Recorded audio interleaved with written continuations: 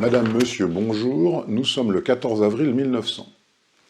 Les restes du grand peintre espagnol Goya, qui était enseveli dans la grande chartreuse de Bordeaux, ont été exhumés et sont arrivés à Madrid.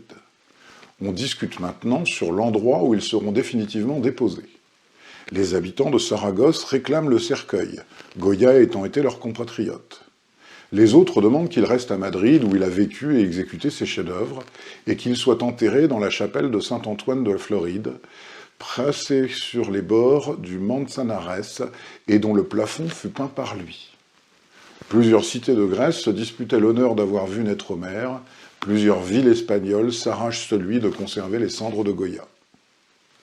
Charmant 5 o'clock hier, au pavillon de Ceylan, où une réunion élégante s'est donné rendez-vous pour visiter, avant l'inauguration officielle, l'exposition très riche et très curieuse des Indes et colonies britanniques.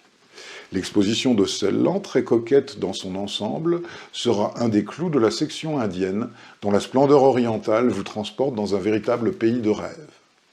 À cette exposition, il faut joindre celle de l'Australie occidentale, assez considérable, et celle du Canada, vaste celle-ci, somptueuse et du plus haut intérêt.